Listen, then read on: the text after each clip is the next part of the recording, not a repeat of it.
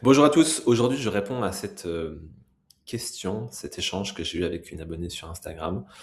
Donc d'ores et déjà, si vous avez des questions, vous pouvez m'écrire sur Instagram, sur YouTube, et moi je vous répondrai. Et dans certains cas, je fais des vidéos pour aller plus loin, parce que les sujets sont hyper intéressants, et je remarque qu'on a souvent les mêmes problèmes en parentalité, on a souvent les mêmes problèmes dans les souvenirs, et je me dis qu'une réponse que j'apporte à l'une peut aider les autres, d'où l'intérêt de cette vidéo. Là, on a un cas typique de je m'entends pas avec ma mère. Ok, il y a rien d'obligatoire à bien s'entendre avec ses parents. Ok, c'est la seule personne qui a envie que ça soit obligatoire, c'est le parent, c'est pas l'enfant. Pourquoi? Parce que lui, il a souvent la croyance que avoir des liens avec la famille c'est obligatoire. Mais demain, vos parents sont hyper toxiques, sont malveillants et ne veulent pas votre bien. Vous n'avez aucun intérêt d'avoir des relations avec. Et souvent, on arrive à une forme de dualité entre la personne qu'on est aujourd'hui et l'enfant qu'on a été. L'enfant qu'on a été n'a pas toujours été accueilli inconditionnellement, a vécu des émotions fortes pour lesquelles les parents n'ont pas été en mesure d'apporter le soutien émotionnel et l'empathie nécessaires pour co-réguler l'émotion. Et cet enfant-là dit: je déteste tes conseils, je n'aime pas l'embrasser, j'aime pas lui dire bonjour. Ça, c'est ce que dit l'enfant en elle. Et à côté de ça, il y a l'adulte qui s'est construit en passant au-delà de cette blessure, mais cette blessure, elle est toujours présente. Et à côté de ça, cette personne adulte dit: j'ai pas un très mauvais souvenir à passer avec ses côtés, mais en même temps pas de bon non plus. Donc en fait, il y a un peu une opacité sur l'enfance. Et il faut bien comprendre qu'il y a une grosse tension là-dedans. Et dans cette tension, il n'y a pas de paix. Il y a du stress, de la colère, des non-dits. C'est pas bon du tout. Et ce qui est intéressant, c'est quand il y a une tension comme ça, on n'est pas aligné. Et quand on n'est pas aligné, il y a ce qu'on appelle une dissonance cognitive. C'est qu'on va dire quelque chose qu'on pense pas. Ou on va ressentir des choses, mais parce qu'on a peur d'écouter ce qu'on ressent à l'intérieur, on va pas dire ce qui se passe là. Parce que le discours qui part de cette zone de conflit, cette zone de douleur, ça va partir en cacahuète. Je pense que vous savez ce que je veux dire. Quand vous parlez, que vous êtes vraiment énervé, vous savez que vous allez dire de la merde, que ça va être pire que mieux. Très peu de gens savent. Alors on apprend à faire ce genre de choses, moi je vous apprends à le faire.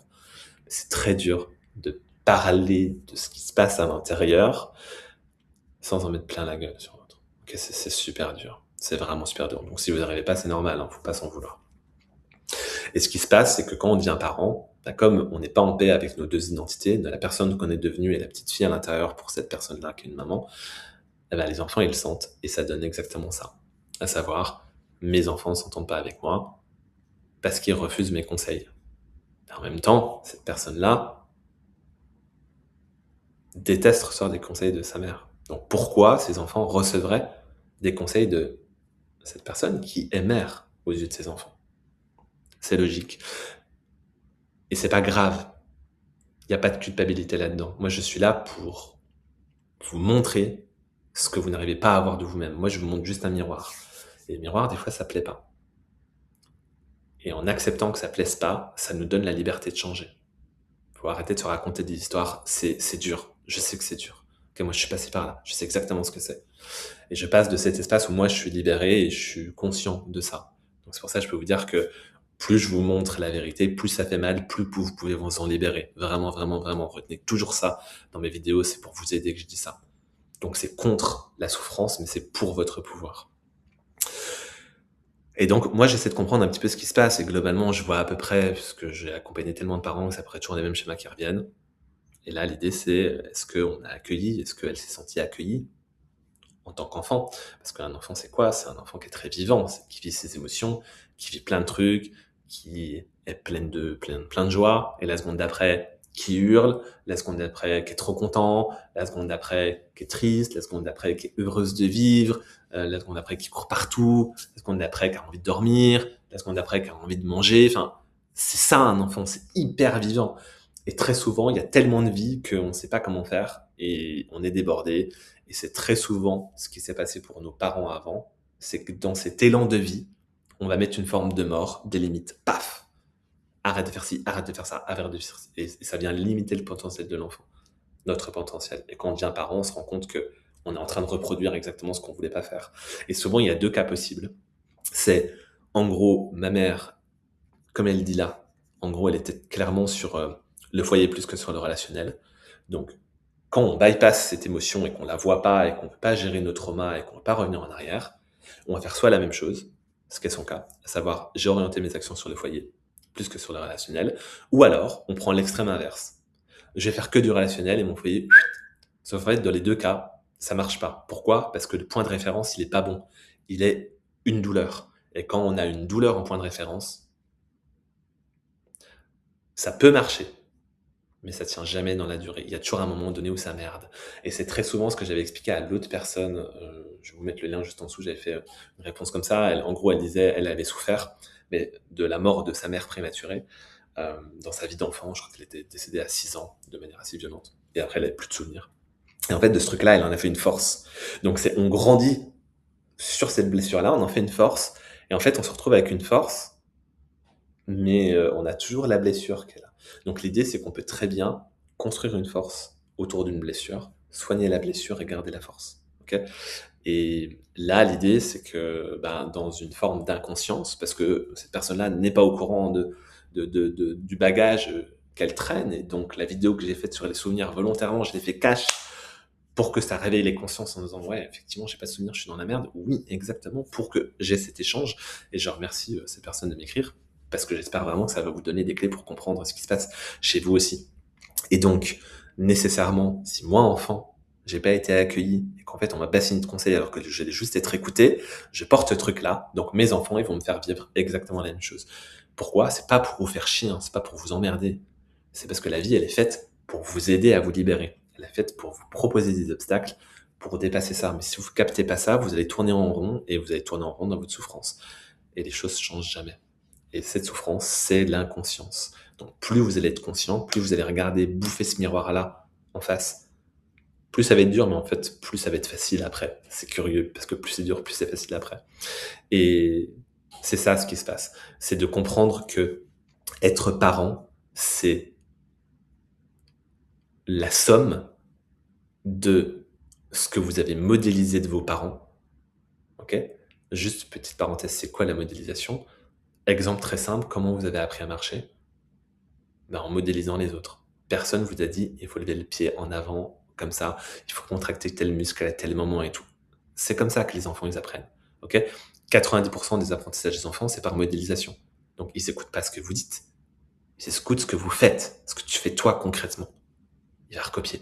Donc, c'est pour ça que des fois, quand votre gosse, il dit, ouais, putain, nanana, souvent les parents me disent, mais moi, je n'ai jamais dit ça. Si, tu l'as dit, en fait. Si tu l'as dit, tu l'entends pas, ok, ou ton conjoint l'a dit, ou dans ta cellule familiale, ça se dit, donc ça t'appartient. Donc, c'est pas style, ça sort de l'espace, non, ça sort bien de quelque part, ok. Et souvent, c'est d'autres choses.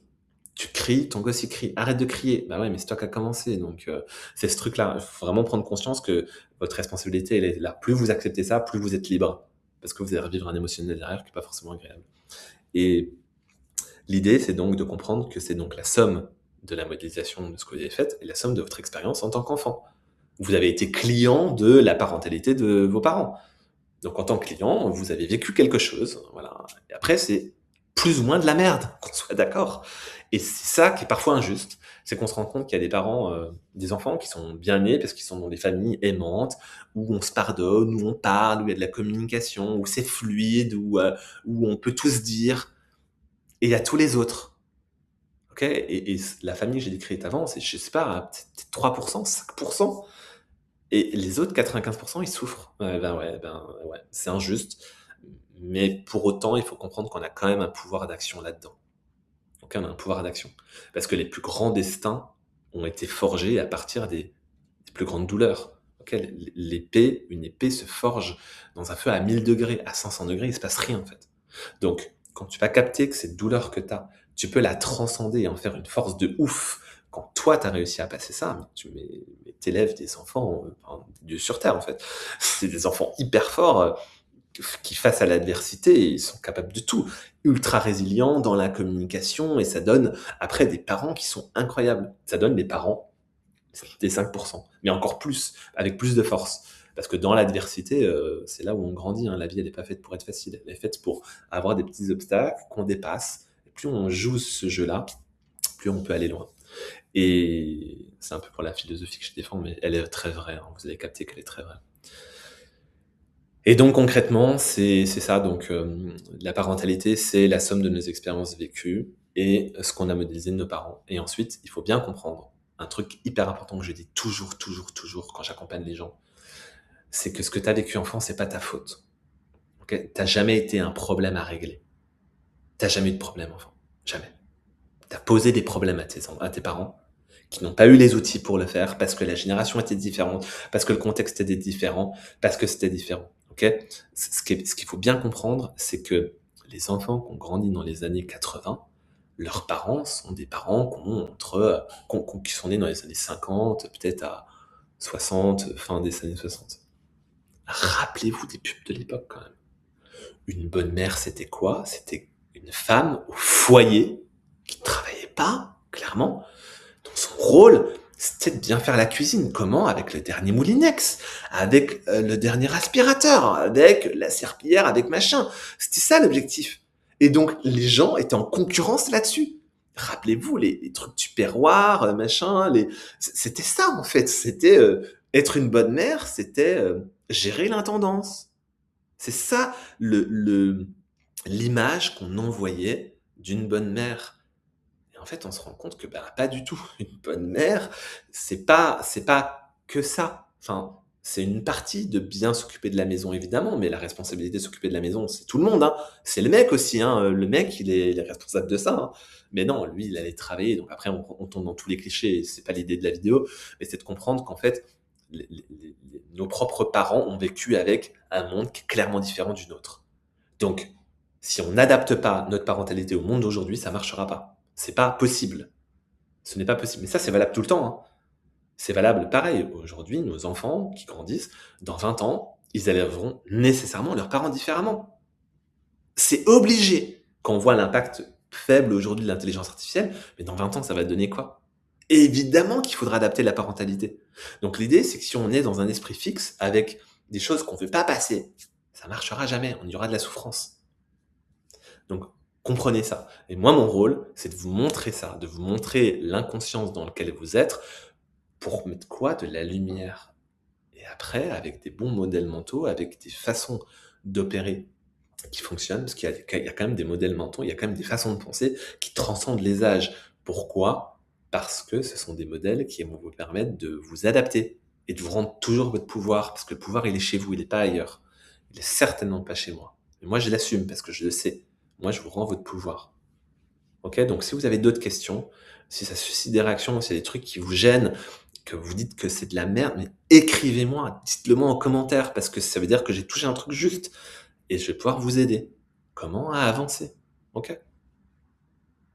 À bientôt.